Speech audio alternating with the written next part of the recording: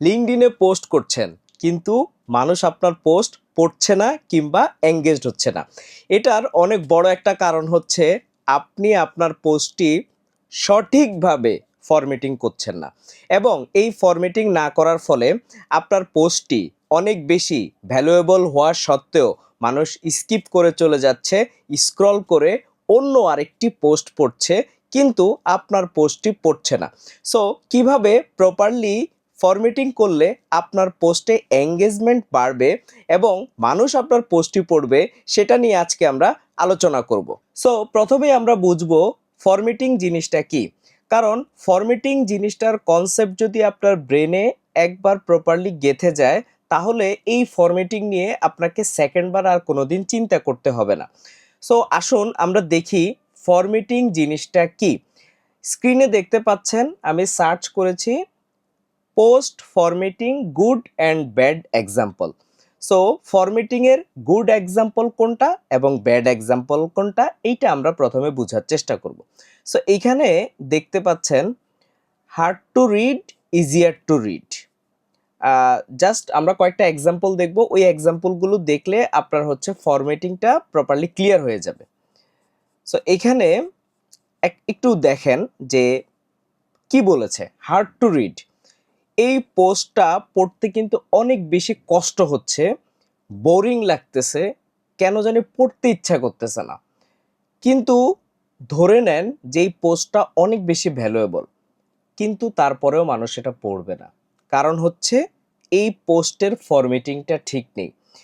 পাশাপাশি আপনি যদি দেখেন ইজিয়ার টু রিড, এইটা পড়তে কিন্তু অনেক বেশি সহজ, কারণ এখানে প্যারা প্যারা করে লিখেছে, তারপরে স্পেস দিয়েছে। ফরম্যাটিংটা যদি আপনি ঠিক এইভাবে করেন, তাহলে আপনার পোস্ট দেখবেন যে অনেক বেশি মানুষ পড়বে, কারণ এটা তখন রিডেবল হয়। সো আমি আপনাদেরকে আরও একটা এক্সাম্পল দেখাচ্ছি।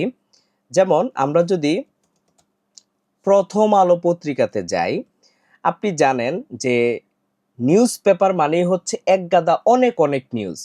কিন্তু আপনি যদি একটা নিউজ পেপার কিনে পড়েন অথবা অনলাইনে ব্রাউজ করে একটা নিউজ পেপার দেখেন এবং ওই নিউজগুলো যদি আপনি পড়েন, দেখবেন যে আপনার কখনো বিরক্ত লাগতেছে না।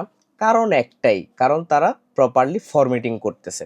সাপোজ আমরা যদি একটা নিউজ পড়ি, যেমন এই পোস্টটা যদি আপনারা দেখেন, এই নিউজটা যদি আপনারা দেখেন, এখানে প্রপারলি প্যারা প্যারা করে হচ্ছে পোস্টগুলো লিখেছে, স্পেস দিয়েছে, যেটা ইম্পর্ট্যান্ট জায়গা সেটাকে হাইলাইট করেছে, এইভাবে করে নিউজটাকে সুন্দরভাবে তারা ফরম্যাটিং করেছে।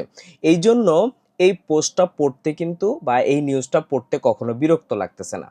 পক্ষান্তরে আপনি যখন হচ্ছে লিঙ্কডইনে পোস্ট করতেছেন, আপনি এমনভাবে ফরম্যাটিং করতেছেন, মানুষের পোস্টটি পড়তে আসলে ভালো লাগতেছে না, তার চোখ দিয়ে যেই দেখাটা, এই দেখার শান্তিটা সে পাচ্ছে না। সো ফরম্যাটিং অনেক ইম্পর্টেন্ট জিনিস। যদি আপনি ফরম্যাটিং প্রপারলি না করেন, আপনার পোস্টে কিন্তু আপনি অডিয়েন্সটাকে ধরে রাখতে পারবেন না। নেক্সট যেই ব্যাপারটা নিয়ে আমি আপনাদেরকে বলবো, সেটা হচ্ছে ইমোজি ব্যবহার করা।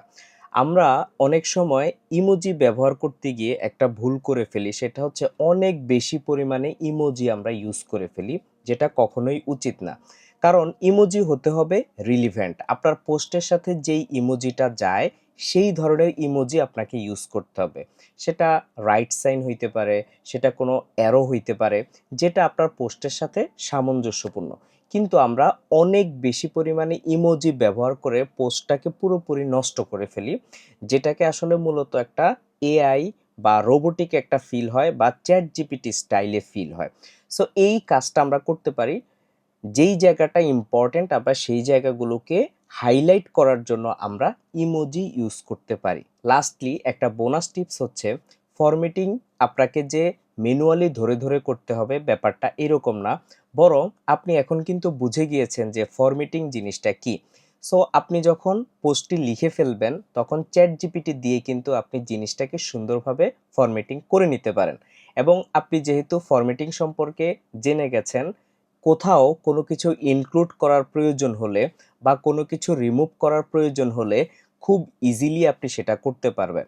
কারণ ফরম্যাটিং এমন একটা জিনিস যেটার কারণে আপনার যে পোস্ট, এইটার যেই রিডিবিলিটি, এই রিডিবিলিটি অনেকাংশ বেড়ে যায় এবং এই রিডিবিলিটি যদি হারিয়ে যায়, আপনার পোস্ট অনেক বেশি ভ্যালুয়েবল হলেও মানুষ কিন্তু সেটা আর পড়বে না। LinkedIn, client acquisition, agency, growth hacking, marketing, এই জিনিসগুলো নিয়ে যদি আপনাদের ইন্টারেস্ট থাকে তাহলে আপনারা আরিফ নোটস চ্যানেলটি সাবস্ক্রাইব করে রাখতে পারেন। আমরা নিয়মিত ভ্যালুয়েবল কন্টেন্ট শেয়ার করার সর্বোচ্চ চেষ্টা করে যাচ্ছি। আপনাদের কাছ থেকে অনুপ্রেরণা পেলে আমাদের ইন্সপাইরেশনটা আরও অনেক বেশি কাজ করবে। এবং যে কোনো প্রকার কোশ্চেনের জন্য আমাদের আরিফ নোটস পেজে মেসেজ করতে পারেন এবং ভিজিট করতে পারেন arifnotes.com। Thanks everyone.